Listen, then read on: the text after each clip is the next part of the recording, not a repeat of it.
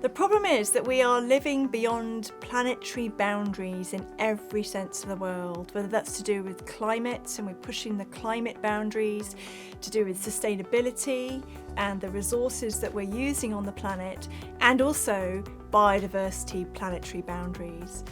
We are very unconnected with nature, and that's exacerbating the problem. And as a result of the large demands that we put on the planet and have done for many years now, we are experiencing huge losses in biodiversity across the board. To tackle climate change properly, we need to think about climate with biodiversity because the two are inextricably linked. So what we do is we use a range of different methods and approaches to address this problem.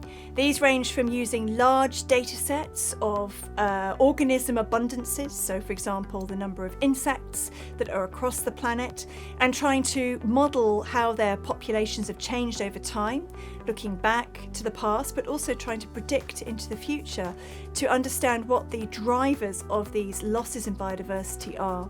Now, I work on wasps, which is generally an organism that most people find hard to like, let alone choose to spend their career studying.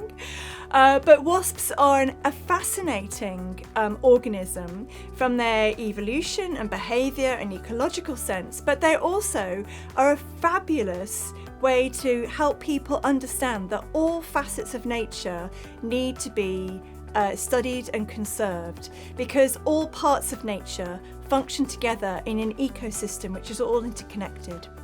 And these wasps, although most people don't like them, wasps have a really important role in the ecosystem. They are nature's pest controllers and pollinators and decomposers.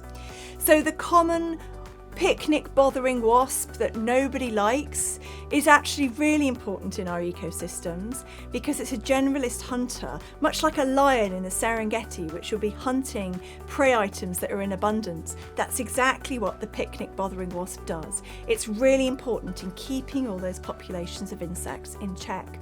And if you take away that apex predator, then the whole food web, the whole ecosystem is disrupted. And over the last 200 years or so, we've fallen out of love with natural history. We no longer value the skills of naturalists, and we no longer think it's important to be distracted by the natural world. But in fact, it is by being distracted and being curious by the natural world that the future innovations are going to come.